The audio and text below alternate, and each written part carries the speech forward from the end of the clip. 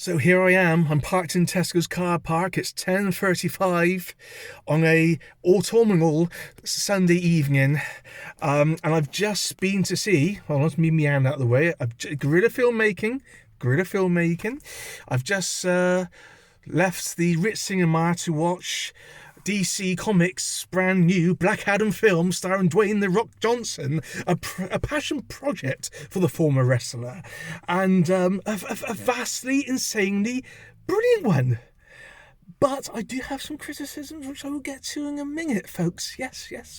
So, Warner Brothers, DC, bit of a fractured relationship of late. Batgirl was rather controversially scrapped at the last moment. I think it cost Warner Brothers like 150 million. I think they screen tested it, post-production, and they weren't happy with it, and they scrapped it. So the relationship between the brands ain't great at the moment. So I think a lot is riding on Black Adam to do the business of getting bums on seats. Anyone who knows me knows that I am a huge hardcore DC fan, but I am going through a bit of a Marvel loving.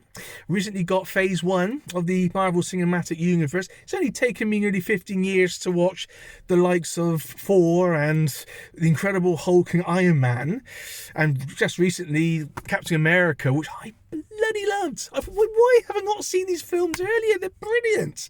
So I am going through a bit of a Marvel loving, I've got to say, thanks to 4 Love and Thunder this summer. But it was nice to see a new DC film that wasn't Batman heavy, which I know has been the problem of for a lot of fans of the DC comic franchise. A lot of it's been very Batman, and so it was good to see another hero, even though Black Adam is a villain. But all in all, it's action from the go.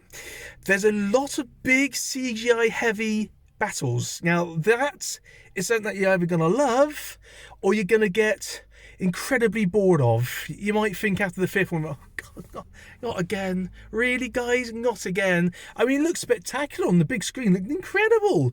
But there was a sense, I would say, the second half, oh God, oh, Jesus. How much more battles we're going to have? That didn't concern me. I love that. I love that. I'm a big kid at heart, so I welcome the battles. But I know there was a niggling little reputation about it, and that might go against for a lot of people. Dwayne "The Rock" does what he does best. A few wisecracks. Yeah, there was some funny scenes in it. Almost Marvel-esque in the humour and wit. Pierce Brosnan, 007 himself, was I thought very good in it. I know he's been a bit hammy of late in a lot of his movies, but I quite enjoyed him in this. There's a story there. It's all overblown, but you're not there to see that. You're just there to see the battle scenes.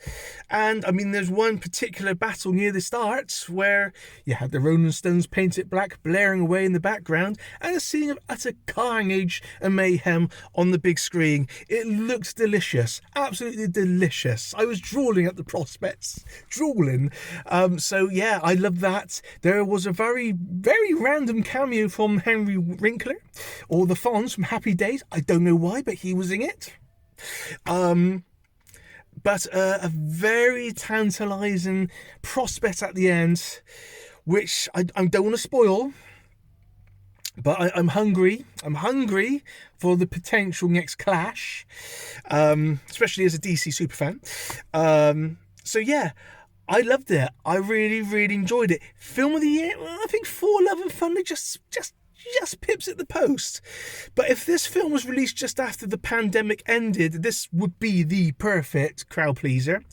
I think a lot of people will be like, yeah, woo, yeah. It's that kind of movie. It really gets you pumped up. But it might find yourself a little bit exhausted towards the end. But all in all, half term. This is the thing. It's half term. We had a lot. We had a I'm showing my age here, my 42 years of age. We had a bunch of teenagers sat opposite. They never shut up throughout. Why pay good money and then go to a cinema and dick about? You got street corners for that.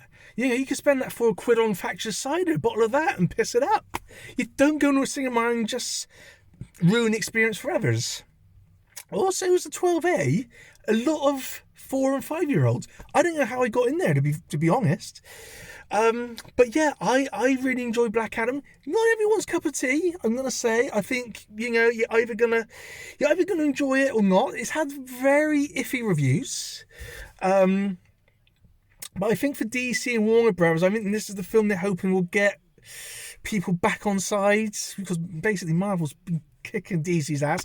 I got to admit that they have. But all in all, it's a fun 2 hours. Some bits dragged, but you kind of wanted that. But yeah, I thought it was fun. I thought it was great fun. I would presume teenagers would love it. The ones opposite didn't. My mate told them to shut up. Made the situation worse. I thought we were going to have another non-CGI battle scene. But all in all, very, very good. Very promising. What could come. I recommend it. Not the film of the year. But it's up there. It's up there. It's a film that should have been released in the summer, I think. It's got summer blockbuster written all over it. But all in all, very, very good. Possibly Halloween runs? Seems to be running. The franchise, that is.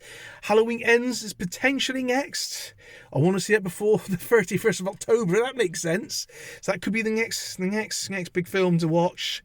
Even though that's had very, very bad reviews. But yeah, I love the franchise. I love my horror movies, so that would probably be next. So all in all, Black Adam, I've thoroughly enjoyed it. It's insanely entertaining.